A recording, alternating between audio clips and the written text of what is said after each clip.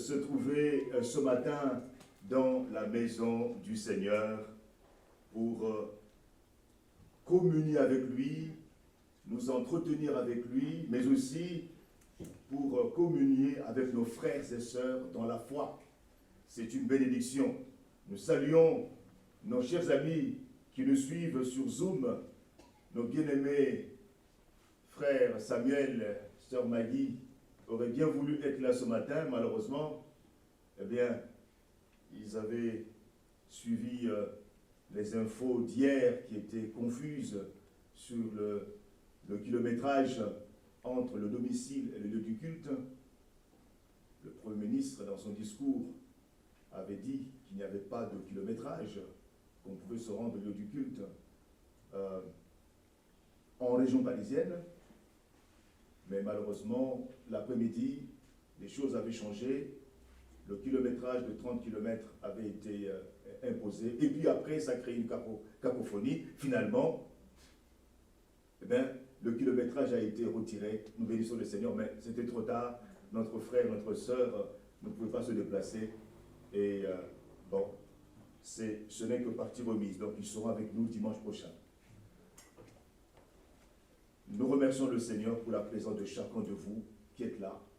Et nous saluons ceux qui ne sont pas là et qui nous suivent par Zoom. Alors, chers amis, ce matin,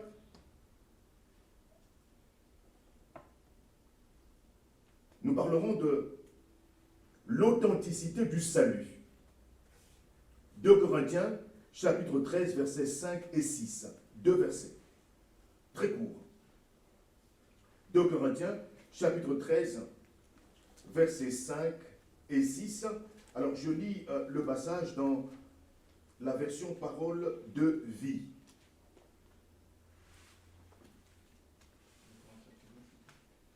« 2 Corinthiens, chapitre 13, versets 5 et 6.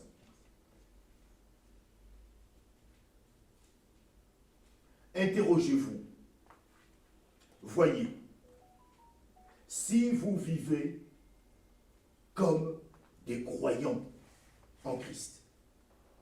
Examinez-vous.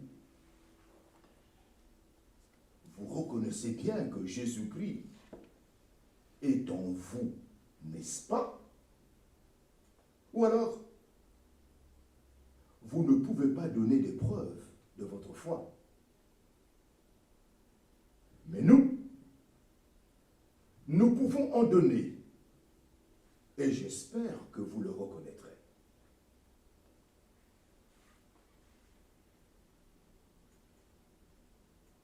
En terminant sa lettre aux Corinthiens, l'apôtre Paul, 2 Corinthiens chapitre 12, à partir du verset 20 jusqu'au chapitre 13, verset 10, l'apôtre Paul se concentre sur plusieurs questions de grande importance ayant trait à la vie de l'Église. Alors, comme tous les véritables hommes de Dieu, l'apôtre Paul désire que ces brebis atteignent la maturité en Christ, grandissent en Christ. Les chapitres précédents ont donc porté sur des sujets d'importance vitale, à savoir la repentance, la correction dans l'Église et l'autorité biblique. Mais ce discours de l'apôtre Paul sur la repentance, la correction dans l'Église, l'autorité biblique présuppose que les gens auxquels il s'adresse sont d'authentiques chrétiens, c'est-à-dire des vrais chrétiens. Malheureusement, ce n'est pas le cas dans l'Église. Pourquoi? Parce que dans toute assemblée ou toute Église, local, il y a de faux frères et de fausses sœurs en Christ. Tiens, en 1 Corinthiens chapitre 11, verset 26, Paul déclare qu'il a été en péril souvent parmi les faux frères ou les fausses sœurs en Christ. En Galates 2, 24 aussi. Dans chaque assemblée locale, qui s'appelle Église, il y a de l'ivraie parmi le blé. Le livret, c'est quoi? L'ivraie, c'est quoi? C'est la mauvaise herbe ou les enfants du diable. Et le blé, c'est quoi? C'est le bon grain, c'est-à-dire les enfants de Dieu. C'est Jésus qui explique cela dans Matthieu, chapitre 13, versets 25 à 30. Et puis, versets 36 à 42. C'est lui qui le dit, c'est Jésus qui le dit. Les enfants du diable, l'ivraie, et les enfants de Dieu. Les deux groupes se trouvent dans l'église locale. Par conséquent, la préoccupation dominante du pasteur pour le bien-être spirituel de ses brebis est que ces brebis soient spirituellement vivantes. Si ces brebis ne sont pas vivantes, elles ne pourront pas vraiment se repentir, accepter la correction et se soumettre à l'autorité de la Bible. Alors l'objectif de Paul pour les Corinthiens, comme pour tous les croyants d'ailleurs, c'est qu'ils vivent au plus haut niveau de la maturité spirituelle. Mais pour qu'ils grandissent en Christ, ils doivent d'abord être en Christ. Amen. C'est le point fondamental. Pour grandir, il faut d'abord se trouver en Jésus-Christ. Si vous n'êtes pas en Christ, vous ne pouvez pas prétendre grandir. Alors Paul appelle les Corinthiens, les frères et sœurs en Christ de l'église locale de Corinthe, à s'examiner eux-mêmes. Pourquoi? Pour déterminer leur véritable condition spirituelle. En 2 Corinthiens, chapitre 13, verset 3, les Corinthiens, influencés par les faux docteurs, les faux enseignants, vous savez, après le passage, le départ de l'apôtre Paul de cette église locale, des faux enseignants sont venus dans cette église et ont influencé les frères et sœurs en Christ de l'église locale. Ils avaient mis en doute le caractère authentique de l'apostolat de Paul. Ces faux docteurs disaient, mais Paul, son ministère ne vient pas de Jésus. Est-il réellement un ministre de Christ? Ils avaient même mis l'apôtre Paul au défi de leur donner une preuve qu'il était vraiment le porte-parole de Dieu.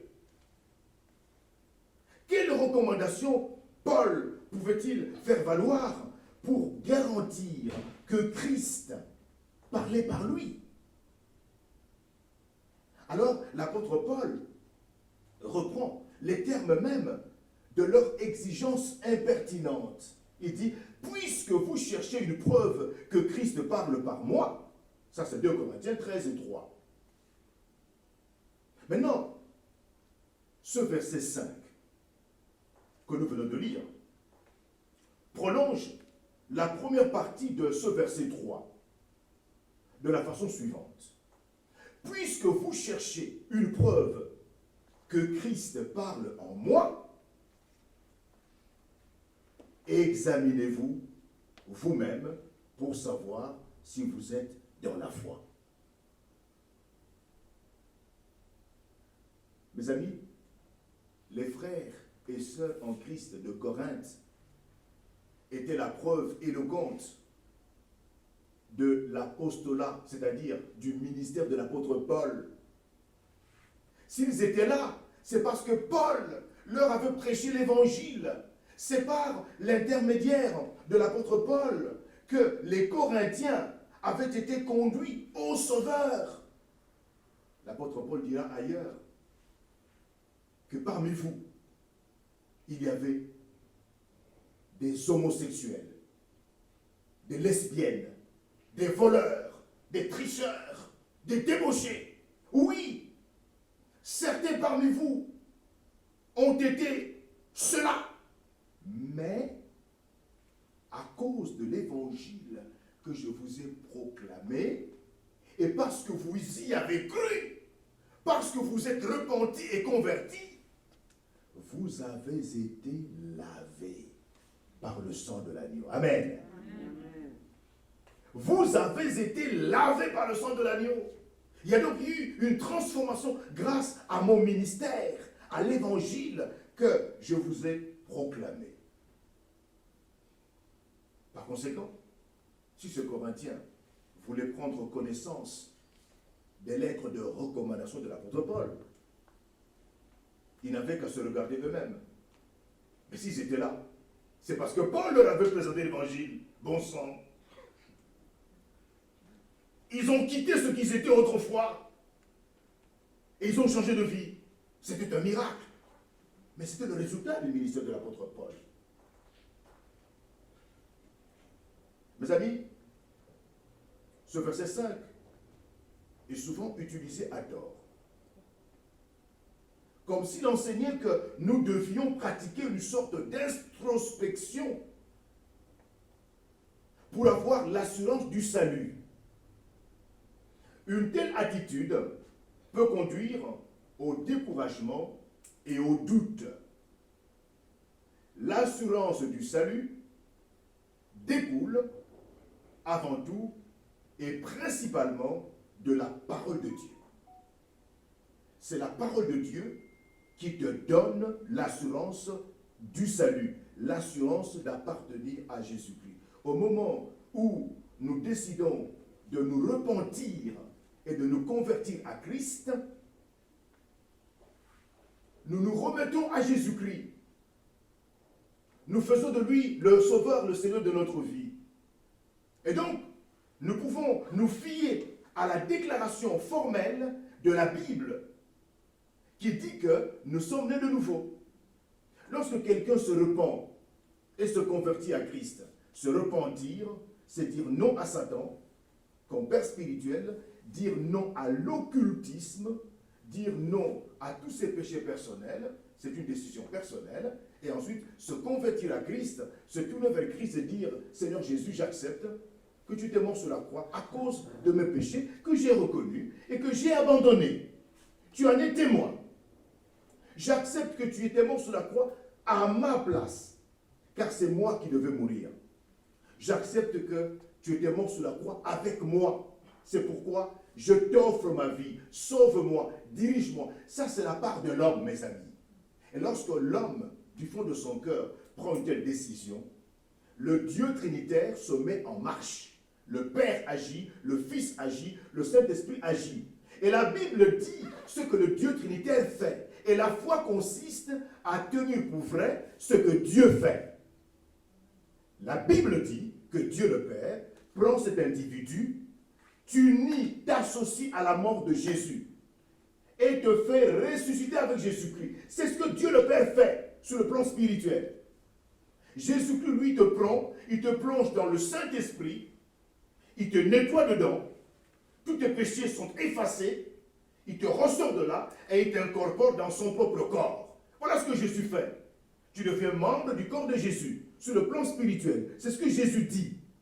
Le Saint-Esprit, oui, Dieu le Père prend le Saint-Esprit, l'utilise comme une signature, un tampon, en disant, cet enfant qui a été nettoyé dans le sang de Jésus, eh bien, devient ma propriété. C'est mon enfant adoptif. C'est ma fille adoptive. À jamais. Amen. Amen. Mais toutes ces choses sont réalisées par le Dieu Trinitaire. Et nous les acceptons par la foi. Amen. Amen. Donc, l'assurance du salut provient de ce que la Bible dit que nous sommes devenus parce que nous nous sommes repentis et convertis à Christ. L'assurance du salut provient donc de la parole de Dieu. Mes amis, c'est avec le temps que nous découvrirons d'autres preuves de cette vie nouvelle que nous avons obtenue en Jésus-Christ. Avec le temps, nous aurons le désir de sainteté, de mener une vie pure, sainte, loin du péché. Avec le temps, nous aurons la haine du péché. Nous aurons l'amour des frères et des sœurs en Christ. Nous aurons cette manière de mener une vie droite. Elle deviendra, elle caractérisera, n'est-ce pas, notre vie. L'obéissance à Dieu et la séparation avec le monde. Progressivement, toutes ces choses deviendront une réalité. Mais le mariage, lui, avec Jésus-Christ, a bel et bien eu lieu. Amen. Amen. Il a eu lieu. Pourquoi? Mais parce que Dieu le dit. La Bible le dit. Et nous devons tenir cela pour vrai. C'est ça la foi. La vie chrétienne repose sur la foi. La foi dans ce que Dieu dit, dans ce que la Bible dit, non pas sur nos sentiments. Amen. L'apôtre Paul ne demande pas aux Corinthiens de s'examiner pour s'assurer de leur salut. Non. Paul les encourage plutôt à voir dans leur salut la preuve de son apostolat, la preuve de son ministère envers eux. Mes amis, il n'y avait que deux possibilités. Après un tel examen, après une telle interrogation, regardez-vous, examinez-vous. La première possibilité, pour les Corinthiens, ou bien Jésus-Christ était en eux, dans leur vie, dans la vie de chacun d'eux, comme sauveur et Seigneur personnel, ou alors, ils étaient désapprouvés. Tiens, désapprouvés. Désapprouvés, ce mot s'appliquait aux métaux qui, après avoir subi différents tests, se révélaient impropres à l'usage.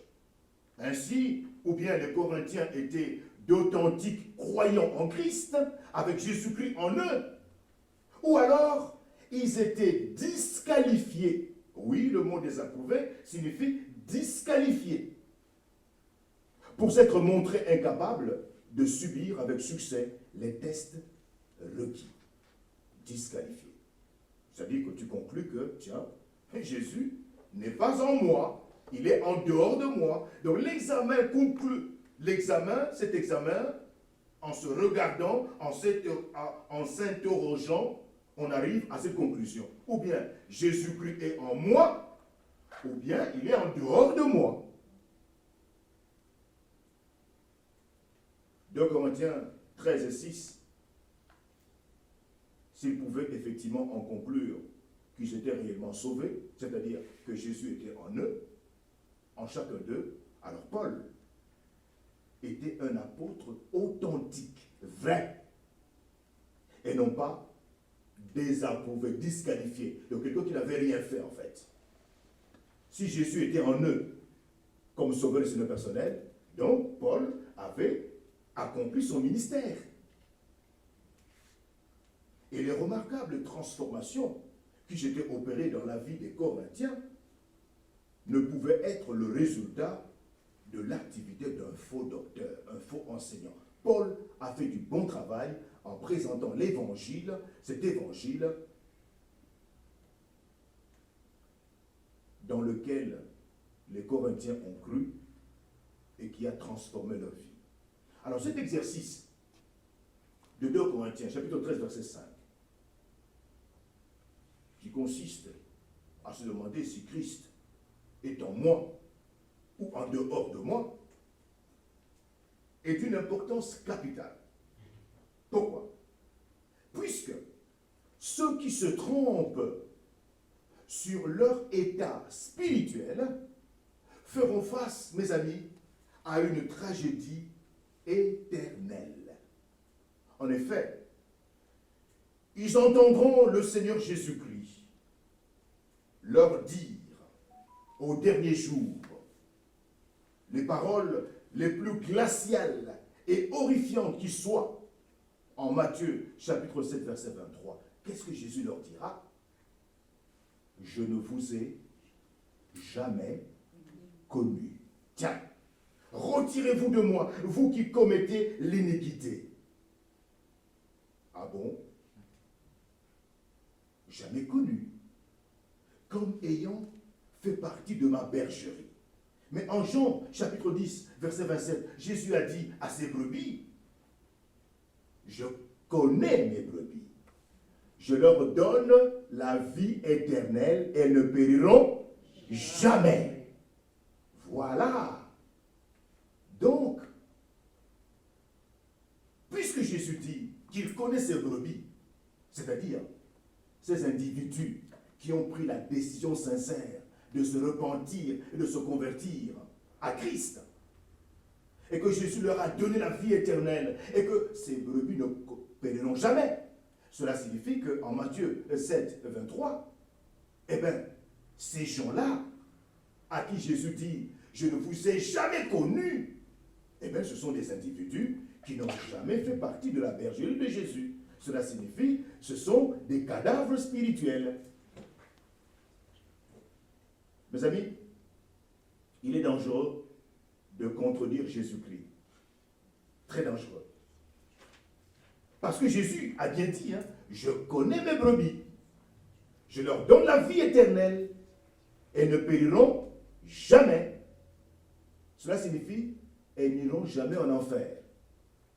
Mais lorsque vous dites que la brebis de Jésus peut perdre le salut, eh bien, cela vous place dans une position dangereuse. Parce que vous contredisez ce que Jésus dit. Jésus dit, je connais ma brebis, je connais ma brebis. Mais l'individu auquel toi tu fais allusion et que tu qualifies de brebis, est-il réellement brebis de Jésus? Selon toi? Mais Jésus ne le connaît pas. Mais toi tu l'appelles brebis. Mais Jésus ne connaît pas cet individu. Mais Jésus dit, en ce qui concerne sa brebis, ma brebis, je la connais, elle me suit, je lui donne la vie éternelle, elle ne périra jamais. Amen. C'est le statut spirituel permanent de la brebis. La brebis ne peut pas se perdre.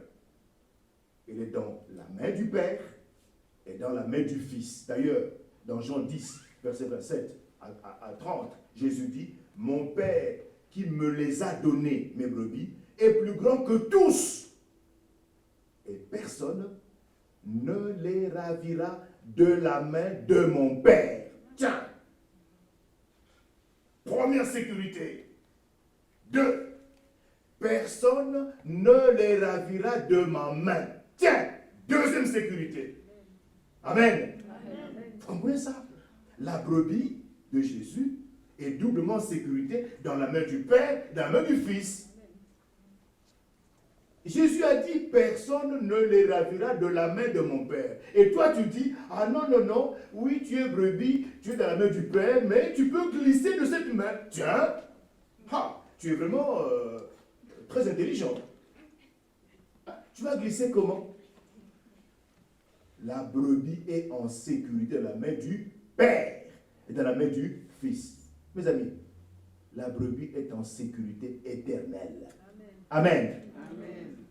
Sécurité. Le vrai problème, c'est de savoir si tu es brebis ou tu es bouc.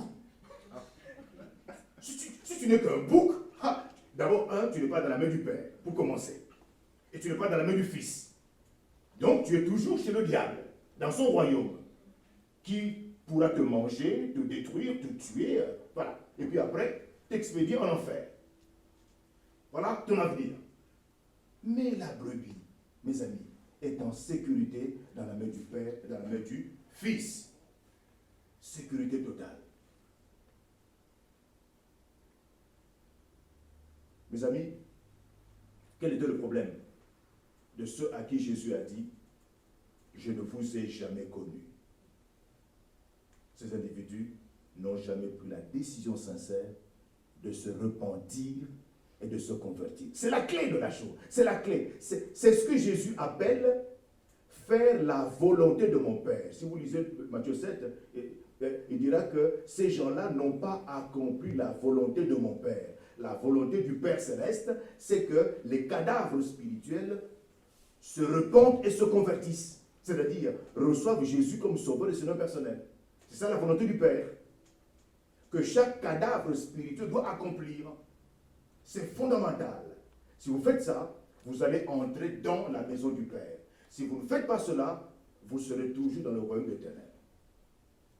Dans un sens, mes amis, l'endroit le plus dangereux pour un incroyant ou un cadavre spirituel, c'est l'église locale.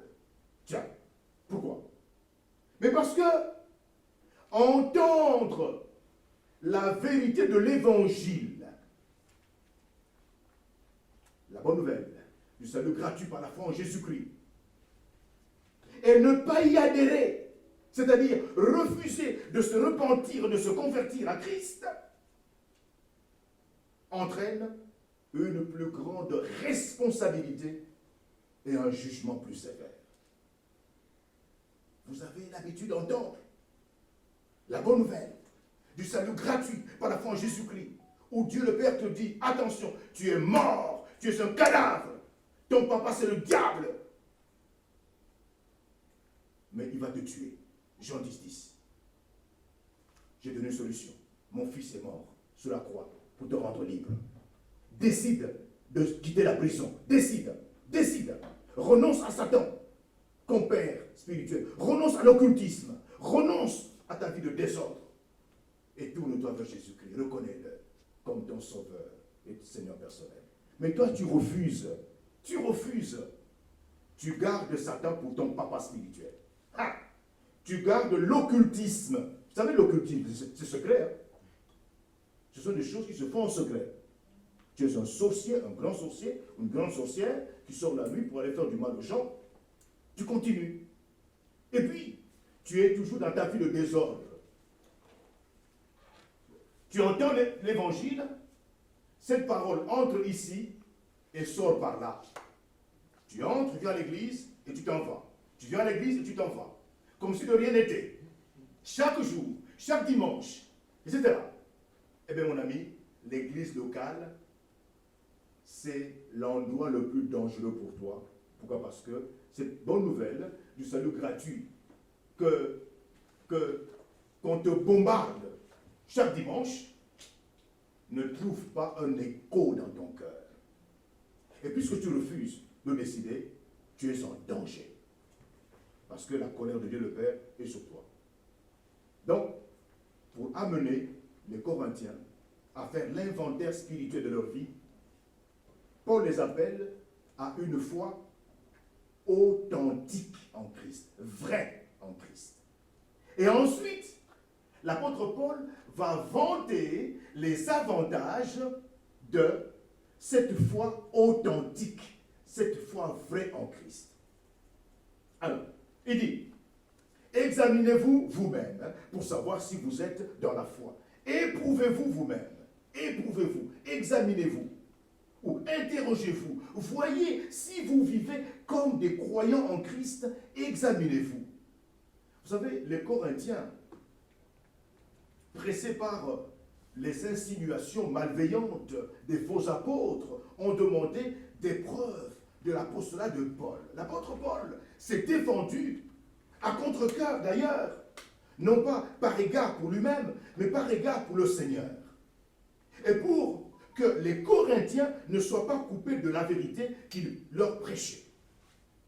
Mais dans 2 Corinthiens, verset 13, 5, l'apôtre Paul retourne la situation aux dépens de ses accusateurs et les défie de s'examiner eux-mêmes. Examinez-vous vous-même pour savoir si vous êtes dans la foi. Éprouvez-vous. Au lieu de douter en arrogant et en insensé de l'authenticité de la relation de Paul avec le Seigneur Jésus-Christ, les Corinthiens doivent examiner l'authenticité de leur propre salut. Examiner, éprouver. Communique l'idée de tester quelque chose pour en déterminer l'authenticité. Et ce test consiste à savoir si les Corinthiens sont dans la foi. Ce terme foi signifie simplement la vérité chrétienne ou la foi chrétienne. Est-ce qu'ils sont dans la foi chrétienne? L'apôtre Paul les appelle à s'examiner. Il appelle chaque Corinthien à s'examiner soi-même. Alors, s'examiner soi-même n'est pas un concept nouveau.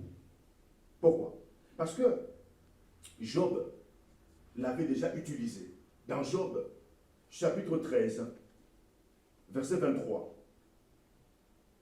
Job a crié à Dieu en disant, quel est le nombre de mes iniquités et de mes péchés? Vous savez, pendant le temps de la confession, lorsque vous êtes face au Dieu Trinitaire, est-ce que vous pouvez dire, Père Céleste, quel est le nombre de mes iniquités et de mes péchés? Le nombre, la quantité. Job dit, fais-moi connaître mes transgressions et mes péchés. Parce que notre mémoire est oublieuse. Parfois, nous posons des actes, voyez, pour lesquels, ou des actes qui ne nous font pas tressaillir. Parce que nous estimons que ce sont des actes qui ne font du tort à personne. Et pourtant, Dieu notre Père, Dieu ton Père Céleste, est mécontent de toi. Parce que la Bible condamne cet acte. Voyez, mais tu n'es pas suffisamment informé, tu ne sais pas. Tu ignores. Mais il faudra que tu connaisses davantage la parole de Dieu. Pour la parole de Dieu t'ouvre les yeux. Vous voyez? Vous savez, il y a par exemple des gens qui travaillent dans les hôpitaux et qui se permettent de prendre prendre les affaires de l'hôpital et de les amener à la maison. Alors, vous savez, il y a tellement beaucoup de choses à l'hôpital que si je prends quelques éléments et je les amène chez moi, il n'y a pas de problème, l'hôpital ne fera pas faillite. Ou bien, je travaille dans un hôtel, et puis j'ai l'opportunité, n'est-ce pas, d'entrer dans le grenier de l'hôtel, et là, je me sers. Je prends des draps, je prends des couvertures, oh là là, je les amène chez moi. L'hôtel ne va pas mourir. Vous savez, il y en a tellement trop. Alors, vous avez l'habitude de vous servir comme ça, pendant des années. Et vous aimez Jésus. Vous levez vos mains. Dites Alléluia, Amen. Mais vous êtes un tricheur ou une tricheuse. Vous ne savez pas. Vous avez une conscience tranquille. Vous ne savez pas. Vous êtes ignorant. Ou alors, c'est votre feuille d'impôt. Vous voyez la feuille d'impôt. Vous trichez un peu. Vous voyez, vous ne déclarez pas tout. Vous voyez, vous êtes un jongleur, une jongleuse là. Il y a tellement de choses dans notre vie qui peuvent malheureusement nous marginaliser sans le savoir. C'est pourquoi, lorsque vous êtes devant Dieu, dites Père Céleste, ouvre mes yeux, ouvre mes yeux. montre-moi mes transgressions, mes péchés, dont je ne suis pas conscient. Et le Saint-Esprit va ouvrir tes yeux, puisque c'est ton désir.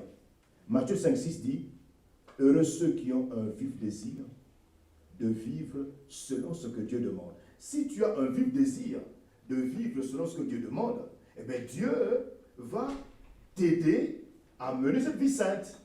Voyez, même si tu jongles de gauche à droite, mais si tu as ce vif désir de plaire au Seigneur, mais le Saint-Esprit va te dire, mon ami, tu jongles là, ce n'est pas bien. Le Saint-Esprit va troubler ta conscience, ça ne va pas. Tu vois? Et puis, tu as une relation un peu bizarre là, avec cette femme. Attention, repens-toi. Tu as une relation assez bizarre avec cet homme. Attention, repens-toi. Mais, tu sais, tu as des yeux adultères. Réponds-toi, ça c'est secret. Ou bien, mais ça ne va pas dans ta manière de vivre. Ça c'est le Saint-Esprit de docture. Si tu as ce désir de mener cette vie pure, sainte, malgré tes jongleries, eh bien, le Saint-Esprit va te dire, attention, arrête-toi. Cesse ce cinéma. Cesse ce cinéma. Mets un terme à ce cinéma. Ça suffit. Alors tu dis, Seigneur, j'obéis, je m'arrête. Parce que le seul témoin de ce cinéma, c'est toi-même. Amen. Amen. Amen. C'est toi-même. Parce que c'est secret. C'est secret. Mais ce que tu fais en secret quand tu es seul dans ta chambre, il n'y a que toi qui sais.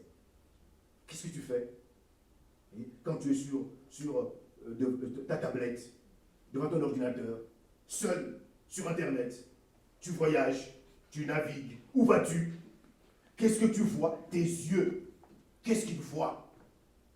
Est-ce que tu n'entres pas dans des sites pornographiques pour essayer de te réjouir un petit peu?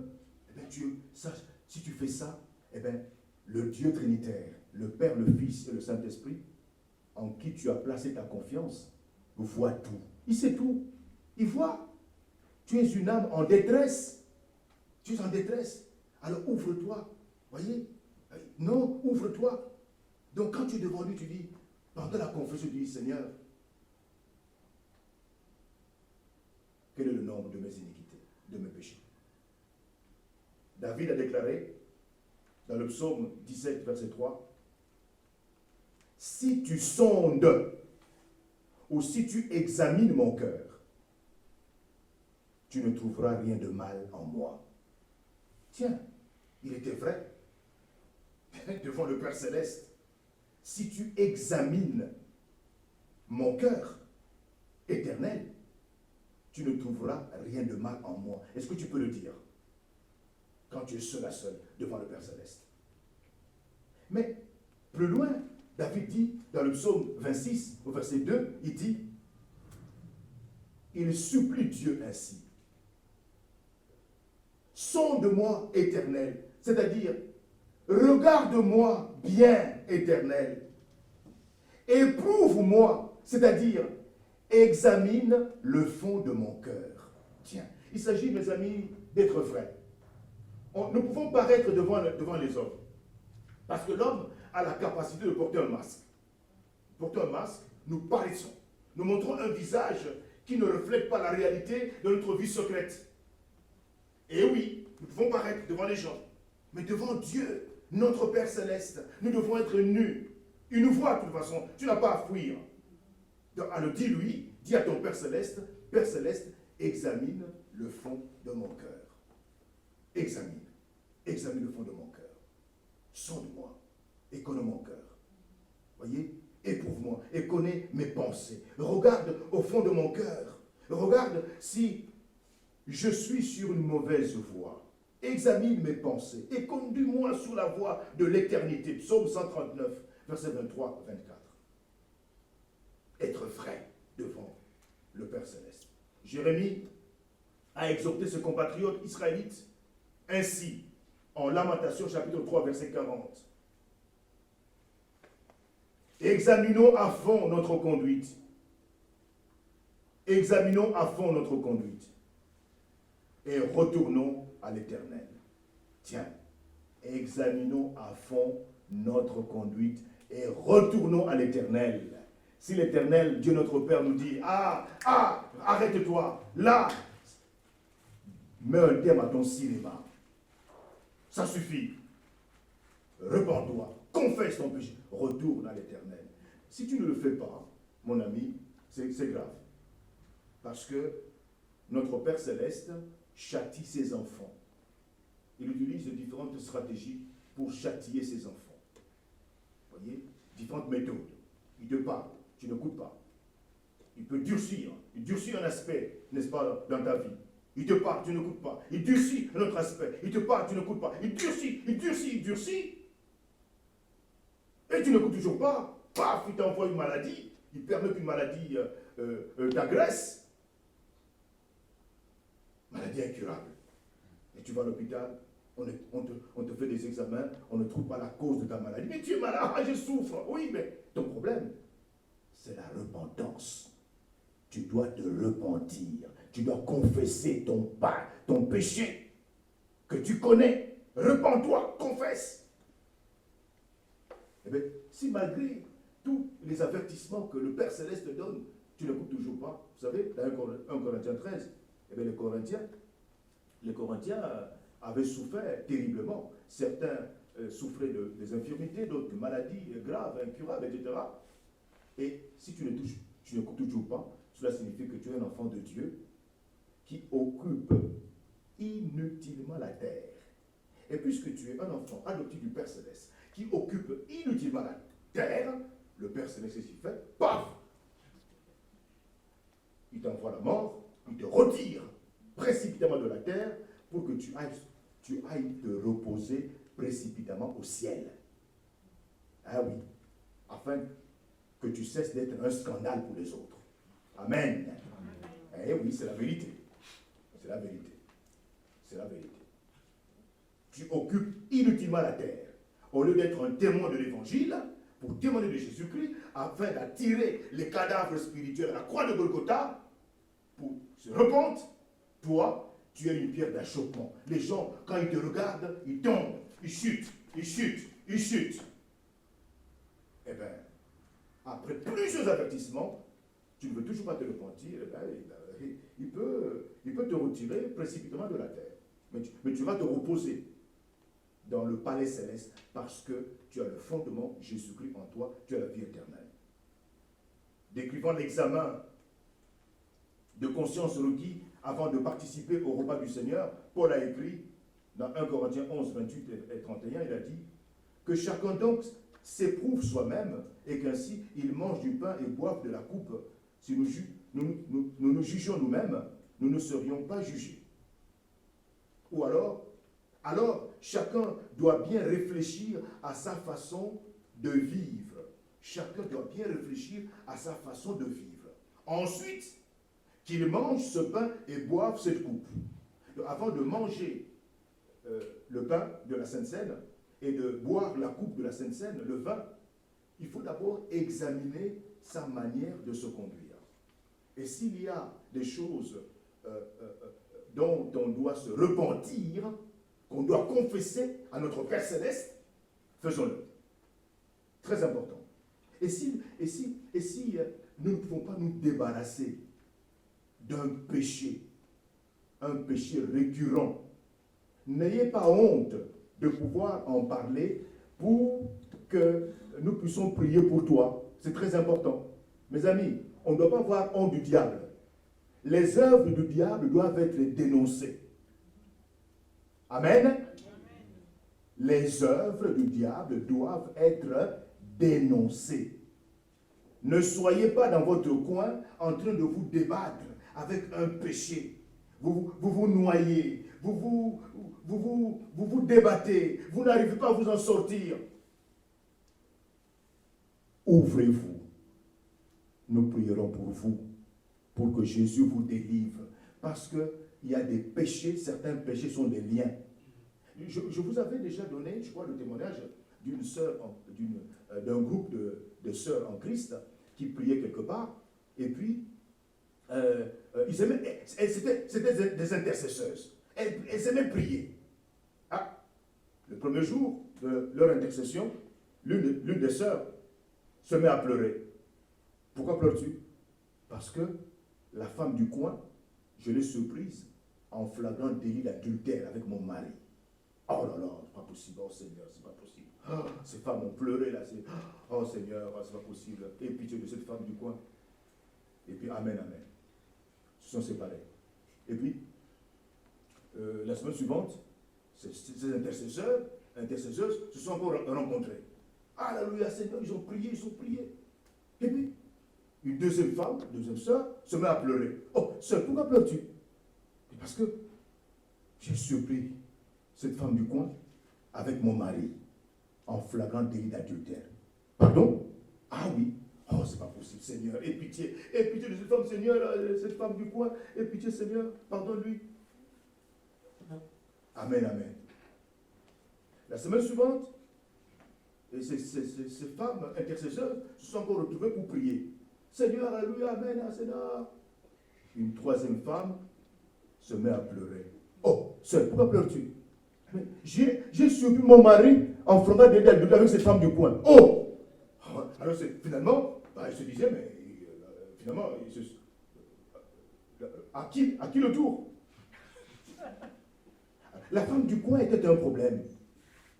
C'était une femme prostituée qui aimait courir avec les hommes d'autrui. C'est un problème. Ah, vous savez, Dieu est bon. Eh bien, Dieu envoie dans ce coin un évangéliste pour proclamer la bonne nouvelle du salut gratuit par la foi en Jésus-Christ. Ah! Ces femmes, ces sœurs en Christ sont allées voir ce serviteur de Dieu en lui disant, frère, s'il te plaît, veux-tu aller visiter cette femme-là du coin? Parce que cette femme, eh bien, a la mauvaise habitude de courir avec nos époux.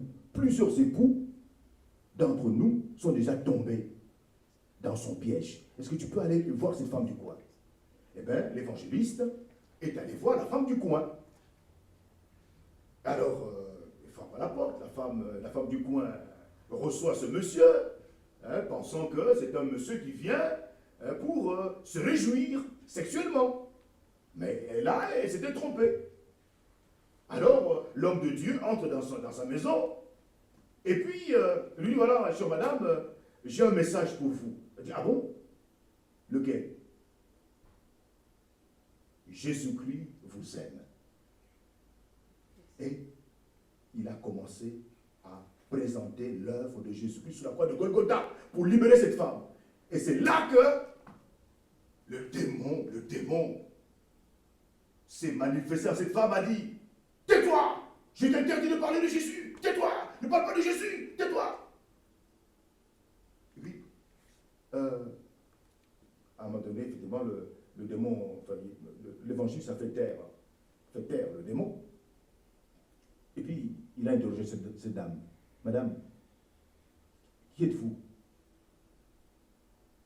Ses esprits sont revenus et la dame a commencé à parler de sa détresse. Il a dit, je suis esclave. Il y a un esprit en moi qui me pousse toujours d'aller coucher avec les hommes. Lorsque je vois un homme, eh bien, cette puissance me pousse d'aller vers cet homme et d'avoir des relations sexuelles. Et j'ai une puissance en fait d'envoûtement. Lorsque je parle à un homme, il ne peut pas me résister.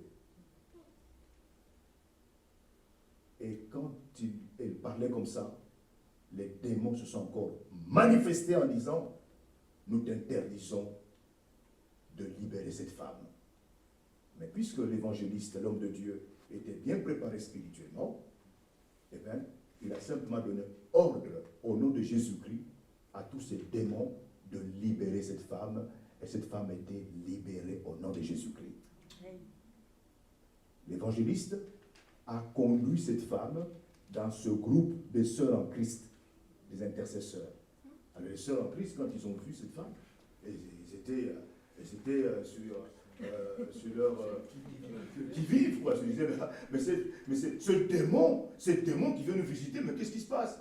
L'évangéliste a témoigné en disant, cette femme Jésus-Christ l'a délivré de la prostitution. Il y avait un esprit de débauche en elle. Vous savez, et elle a intégré le groupe, elle est devenue combattante de Jésus-Christ. Avec les autres frères, sœurs, qui lui ont pardonné bien évidemment ce qu'elle avait fait, sous la direction de l'esprit du diable. Vous savez, vous pouvez être esclave d'un péché. Vous pensez que c'est normal, c'est normal. Ce que je suis en train de faire, ce n'est pas normal. Vous pouvez être lié. Alors si vous aimez Jésus-Christ, n'ayez pas honte de votre péché. Parlez, ouvrez-vous, nous prierons pour vous, pour que vous soyez libérés. C'est très important. Un enfant de Dieu ne peut pas aimer, vivre, n'est-ce pas, dans le péché. Mes amis, s'examiner, c'est un devoir.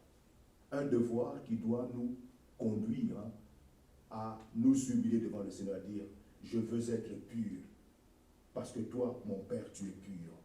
Je veux être saint, parce que toi, Jésus-Christ, mon Seigneur, tu es saint. Je veux être transparent, parce que toi, Saint-Esprit, tu es transparent.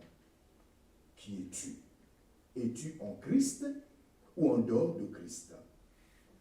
Si tu es en Christ, tu dois te soumettre à cet exercice et tirer une bonne conclusion en disant, oui, Jésus-Christ est mon sauveur, mon Seigneur. Je lui appartiens. Il m'a sauvé. Donc, je dois vivre, n'est-ce pas, dans la pureté, dans la sainteté. Si vous n'avez jamais pris cette décision, prenez-la. Elle est personnelle, elle est intérieure. Jésus a dit, je ne rejetterai jamais quiconque vient à moi par la repentance et la conversion à Christ. Si vous ne prenez pas cette décision, vous êtes toujours mort spirituellement. Même si vous venez tous les dimanches au culte, vous êtes mort. Prions. Père, nous voulons te dire merci pour ta parole qui est vivante. Merci pour ton esprit qui agit dans notre cœur et qui nous montre que Jésus-Christ a réellement offert sa vie sur la croix de Golgotha à cause de nos fautes, à notre place et avec nous. Père Céleste, tu connais la vie spirituelle de chacun de nous. Tu sais où nous en sommes avec toi. Suscite en chacun de nous un réel désir de fuir le péché sous toutes ses formes et de marcher dans l'obéissance à ta parole. Oui, ta parole a déclaré que si le Fils vous affranchit, vous serez réellement libre. Permets à chacun de nous d'expérimenter cette vraie liberté.